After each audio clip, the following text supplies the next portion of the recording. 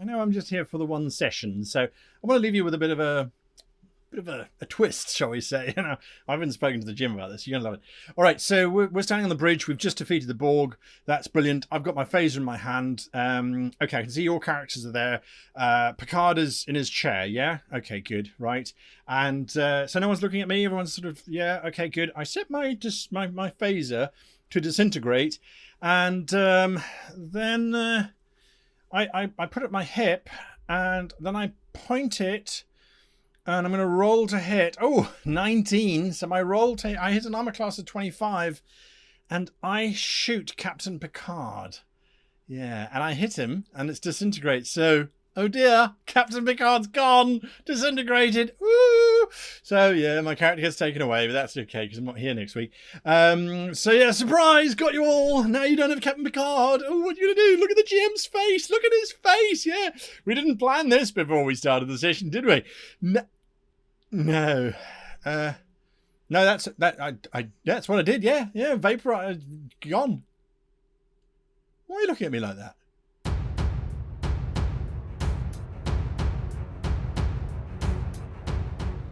Hello and welcome to this week's episode of How to Be a Great GM. Today we're talking about what happens when you are not the GM, but you are visiting as a guest, a star NPC, if you like. I've done this on many occasions, and it can be a lot of fun as you dip your toes into somebody else's game. But there's the right way, and there's the wrong way to do it. And we're going to be talking about the right way, in my opinion, on how to be a good guest NPC. Point number one, the very first place to begin. What is the goal of the GM with your NPC? What is their goal? You should understand, explore, and restrict yourself to that goal. So if you say to the GM, okay, so you want me to play this Starfleet officer, and you want me to help the crew because I'm an engineering expert. Okay, I get that, and I'm going to help solve a particular problem because they don't have that skill set. Okay, good. Do you want me to be disruptive? Am I a traitor? Am I secretly, Kim Kardashian? Where do I fit within this whole space? So, yes, should I? No, I'm not. I'm just a friendly, helpful NPC. Okay. Do you mind if I give him a quirk? Maybe he's... Ah! Maybe he's, he randomly screams at stuff that... No? Okay. All right, I understand. You want me to basically play this straightforward... Can he be a Vulcan? Can he...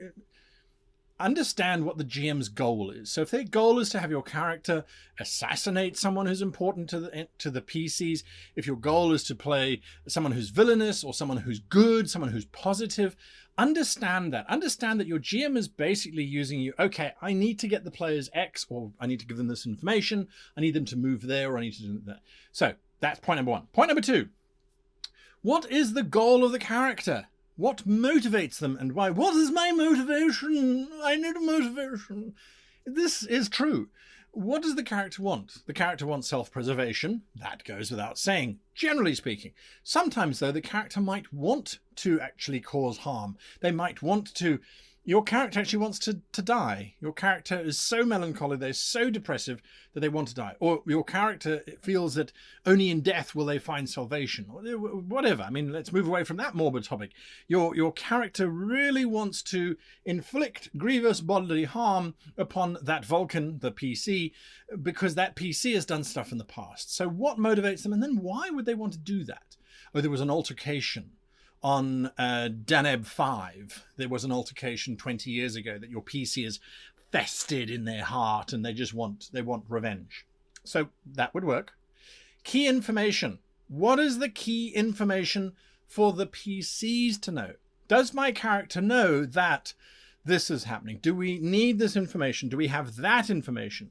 How much of that information am I willing to give freely versus them having to actually ask me? Will I prompt? Will I position information for them? Or must I wait for them to ask me?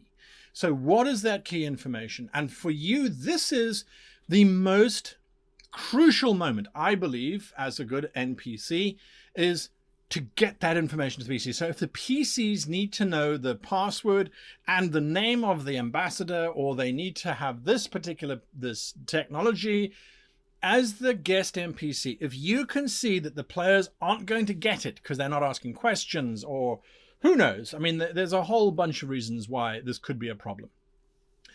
You need to start driving them, saying, I wish there was, I have this. I don't know if this would be of any value. You can be more subtle about it than that.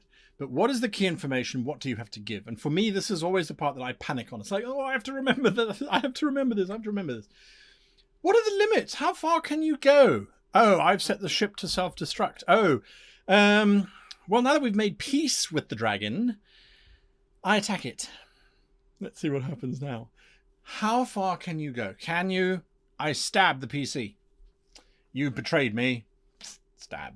Because you were silly. You didn't set up defenses. You didn't do this. You didn't. What can and can you not do? Now, the GM is not going to be able to give you all of the parameters. But generally speaking, how disruptive can you be? What should you do and what should you not do? What does your character know versus what you want them to share? And then a signal from the GM. I often ask for this. I will say, all right, you want me to sit at the table? That's fine. You want me to play with the guys? That's absolutely fine. But if I'm going off course, I don't want you to say, whoa, hang on a second here, everybody. Would you come with me, please? And then I get called aside. That's disruptive in the game. The players are going to go, oh, the GM doesn't, or the PC doesn't, the player doesn't know what they're supposed to be doing. All that kind of stuff. Give me a sign. So maybe, whilst this is going on, ask me to make an insight check. I'll roll it, and the insight check, you go, okay, all right, well, you know something. Oh, that was a signal to tone it down. Give me this check. You don't know what's going on. I should change what I'm talking about. I should move the conversation in a different direction. Figure out some signals. It could be that the GM just taps their ear furiously. The GM might actually get away or step away from the table, and then you can watch the GM, and the GM can kind of nod, no, yeah, unknown, keep going, stop, pull it back, pull it back, pull it back. However you want to do it, set some signals up. I know it sounds silly. It's like, oh, what the hell is this? Is it puppetry? No, it's not. But it is useful to make sure that you're a great NPC guest. Rules. Hey, are we going to kill Kim Kardashians now? They're not. They're Kardashians. And they would never have the name of Kim because it's just go away. Know the system, the mechanics, and the limits of the system. Realize what they are. Because you're going to look like an idiot. Oh, okay, so what are we playing? Oh, Doctor Who. Oh, I love Doctor Who. I absolutely love it. I love it. That's the one we've got all the memes that we can play with, right? Know your frickin' system. Don't be a twit. Images, mannerisms, performance, speech, and style. When you arrive at that table, don't sit there going, oh, I don't know. What does the GM want your character to do for the PCs? Your GM wants the character to help the PCs advance in the storyline by giving them 3 pieces of information and letting them get to point A. All right. So, am I going to have someone who's sneaky? Oh, you want to get there, do you? Well, I know how, but I'm not going to let you know. No. No, maybe I'll just kill you. Why go that route? Does it create drama? Does it create tension? No, it creates mistrust and slows the game down. The GM wants you to enable. Oh, no, absolutely, I believe in your cause. I think that it would be for the benefit of everyone. I'll help you to the best of my abilities. Voice, speech, style of performance, all of that is different. It doesn't have to be a performance. You might not be a performer. You might not be able to do accents and things. But just think about the words you're going to be using. Think about your body language. Think about your positioning. How are you going to deal with characters? How are you going to deal with players? I'll segue here for a brief moment. I was a guest NPCing as this very powerful, very suspicious individual of a certain group. They had a lot of power, they had a lot of respect, and one of the players in that group was being very diffident, being very difficult, very almost bordering on treacherous in the way that they were interacting with this character.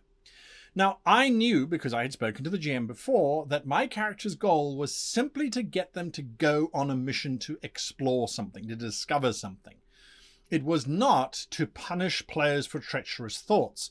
At the same time, the character in the position that they would be in, and that's where we get to the next point, the character wouldn't tolerate that. So I needed to figure out how the character could have this sort of insulting happening, but remain focused on giving the mission. So eventually I went along the lines with, well, your impropriety and, quite frankly, almost treacherous remarks are certainly going to be investigated in the future. But for now, the most important thing is that you must continue to explore. We need this information. It is of vital importance. And as for you, I don't want to ever see you in my sight again. So it's dismissive, it's putting the PC in the place, it's fulfilling what the character does, but it's finding the angle, finding all of this stuff which sits within the guidelines of what the GM had told me to do. And here's the important thing. Here is the important thing. Stay within the guides that the GM has given you. Focus on your role, not on glory. You are not there to be the magnificent NPC who does more and does better than the PCs. If so, why are they there? If your character's better at everything, why are they there? So you need to make sure that when you are doing your thing, you stay within your parameters, you stay within your zone, you stay within your space. And then I would also say the PCs are the stars. Don't outshine, shine light upon. I know that sounds awfully esoteric. But if you sit down and you are a great thespian and you can do all of these voices magnificently and you command the rules knowledge and you have also the knowledge of the setting and the GM's confidence, don't outperform, outshine them. Give them what they want. Give them what they need. Give a little bit of a performance, sure. Perhaps that's why they've got you at the table, because they quite like your style. But make sure that you always throw it back to the PCs to win. You throw it back to them. Make them the heroes. Let them shine. This is what I want you to do. What do you think? It's easy as that. It's easy as that. What do you think? Listen to what they're talking about. Just that according to what you know the GM is trying to achieve, and you will be golden. Absolutely golden. Absolutely golden. So those are my 9 points on how to be a good guest NPC when you are invited to just hang out with a crew and to play with them for a session or two. What do you think? What are your points that you think I might have missed? Let us know down below. And also let me know, what do you think of this new format? This is now the second or third video that you will have seen in the new format. It certainly keeps me on point, I think, a little bit better. But is that a good thing or a bad thing? Only you can tell me. So please do so in the comments down below. Until next time, however, I wish you and yours the very happiest of gaming.